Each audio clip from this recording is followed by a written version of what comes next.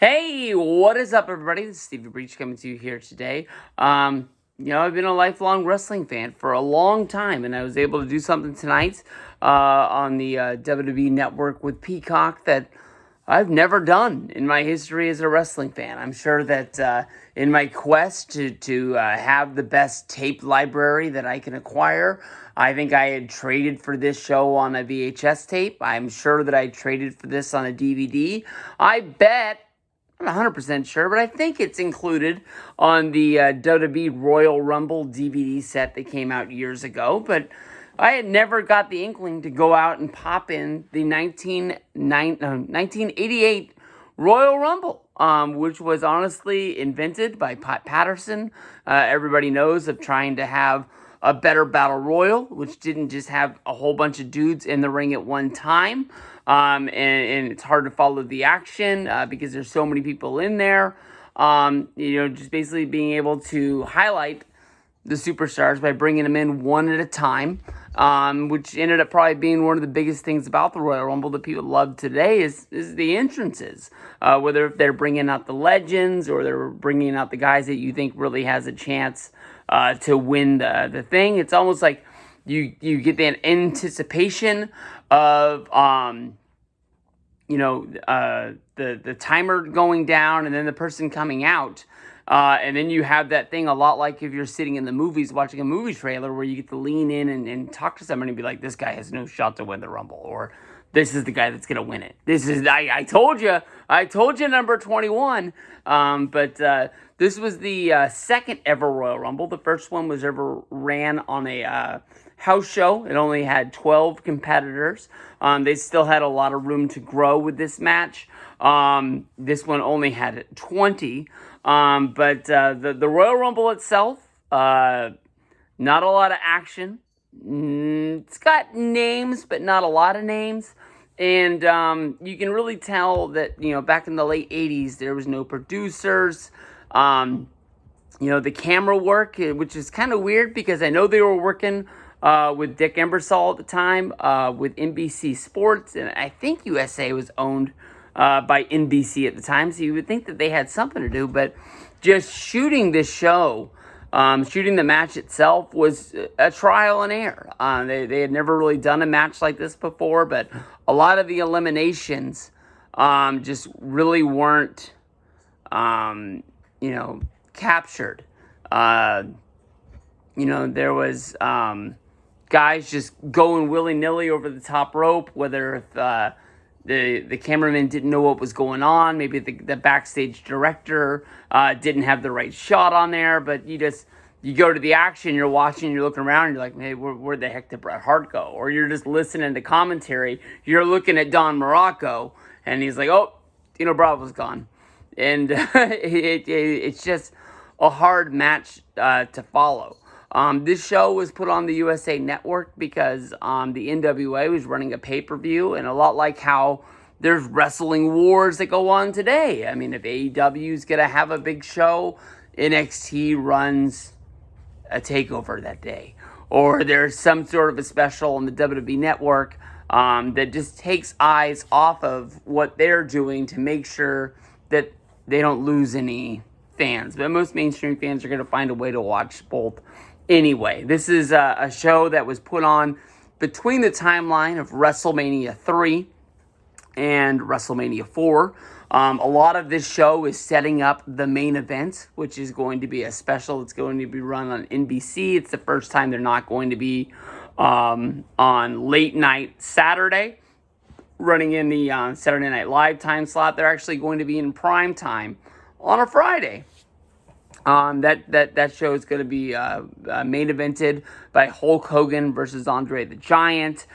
This is the match where DiBiase gets involved and Andre beats Hogan and then sells the title to DiBiase, which then they have to step in and strip him of the title, which sets up WrestleMania 4, where Macho Man Randy Savage ends up beating DiBiase in the final. But now that I think about it, where was the Macho Man Randy Savage on this show? There's a lot of names on this show, but he is nowhere to be found. This is a big show with a lot of names. 22, 24, 25, 26 guys are on this show. Plus, they have two women. They've got a tag team match of women on there. So I guess there's a chance at the time that WWF had a roster big enough that they ran a B show to go up against this. Maybe Macho Man is main eventing that. He's not the Intercontinental Champion at the time. Maybe it could be like Macho Man against Hunky Tonk Man. Hunky Tonk Man's not there. And I don't think Steamboat is the IC champ. Steamboat and Rick Rude have a really good match to open up the show. It ends up being a disqualification, so it's not great. But you've also got the Jumping Bomb Angels, who defeated the Glamour Girls. 2 out of 3 falls for the WWF Women's Tag Team Championship, a title that's not really talked about. And when I, was a tape collector back in the day, or when I was growing up, I used to have like these wrestling almanacs that kind of listed all the shows in order.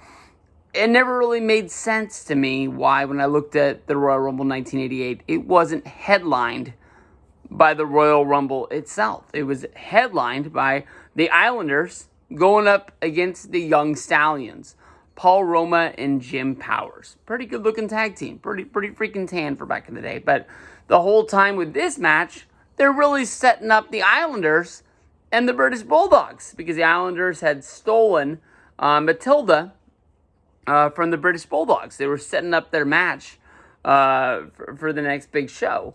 You look at the Royal Rumble itself, 20 men. You got a lot of names in there. Bret Hart and Tito Santana, 2 of the workers that are out there. We're in 1988. We're still a few years away from 1991, where Bret Hart goes on his first run, where he wins the Intercontinental title from Mr. Perfect at SummerSlam. But he doesn't have enough respect. He's in this match for 25 minutes. Tito Santana, always one of my favorite guys out there, just gets a screw job of a draw here when it comes up to his number. He ends up coming out number 2. He fights Bret Hart for a couple of minutes. Butch Reed comes down, and they got the advantage. They're really working a 2-on-1. And then Jim the Anvil Neidhart, Bret Hart's tag team partner, comes running down, and they really put the boots to him. 3-on-1 until Jake the Snake Roberts comes down there. He was able to dump Butch Reed out, making it a 2-on-2 deal, and it kind of evened it back out before Harley Race got in there. Harley Race, well, I guess now we're at Bret Hart. I'll count him, and Tito Santana's in there too. I think we got 4 out of 5 out of 6 Hall of Famers already. Butch Reed being the only one that's not in there. Pretty sure they put Jim the Anvil Neidhart in there. Pretty sure he's in the Hall of Fame. I would go with that. But then we just got a long line of guys that just are on the show. Sam Houston runs down. Jim Brunzell, a member of the Killer Bees.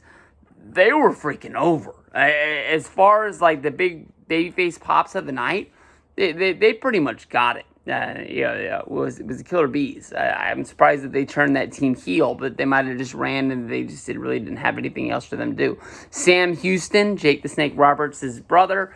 When I watch these shows, he's one of the guys that I like. I don't really know if it's just his look as a cowboy, whether if he looks young and looks like he can do something out there.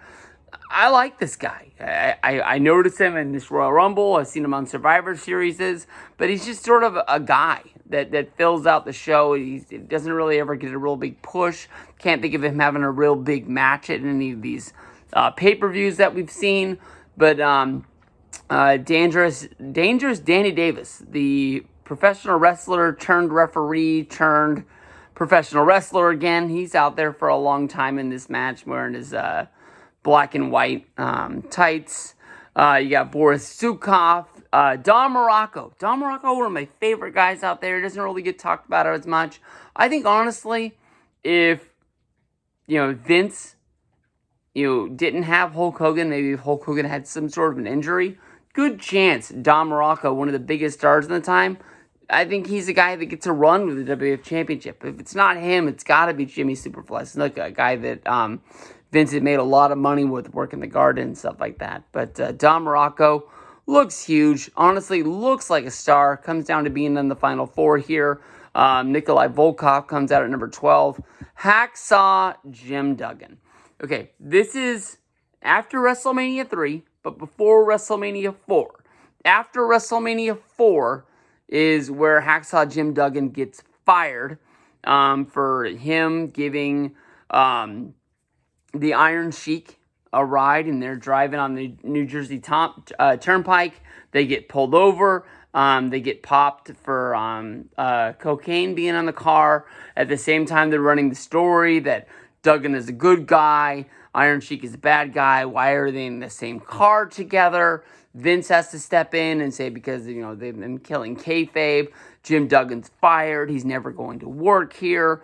You watch WrestleMania 4, you can tell that Jim Duggan is supposed to be a big star. Way bigger star than what we got when Duggan came back in the 1990s push that he got. He always just sort of seemed like he was a guy. He might have been like one of Hulk Hogan's friends. He had a 2x4. He never really got big wins, but he always kind of was like involved in the matches. He comes out, really big pop for him here. Fired up by, you know, Ron Bass. We've got Brian Blair. Hillbilly Jim gets a big pop. You know, and he comes out and he battles around. Then he's followed by Dino Bravo. Ultimate Warrior. Okay, this is, like I said, we're before WrestleMania 4. The first time I can really remember Ultimate Warrior being somebody is WrestleMania 5. No, that's perfect. And when is the first time that I really noticed the Ultimate Warrior on a pay-per-view when I'm a kid? I can't really remember, but he's out there. He looks like he could be somebody. We know that he's going to be, but they don't really treat him like he's going to be a future Hall of Famer for the WWF at that time. He's followed up by the One Man Gang at 19, and the Junkyard Dog finishes out at number 20. It's pretty cool that these guys follow each other at 19 and 20 because at the first Royal Rumble that was ran on a house show, the One Man Gang got the win by eliminating the Junkyard Dog. It's almost like they gave them those as like a congratulatory, like, hey, you guys did great in the last one, so we're just going to put you in these slots. Final Four ends up coming down to Dino Bravo, the One Man Gang, Hacksaw Jim Duggan, and Don Morocco.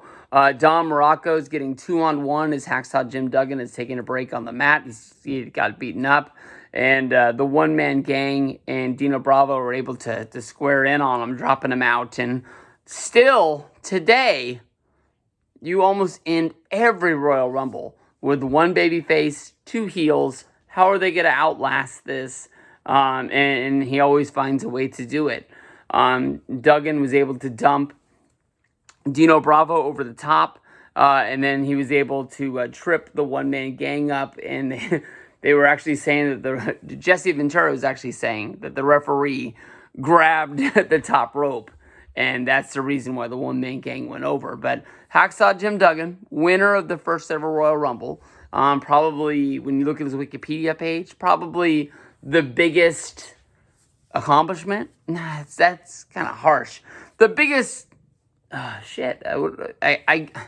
the word I want to use, but I'm not trying to hit him with like, hey, you never did anything in your life, bud.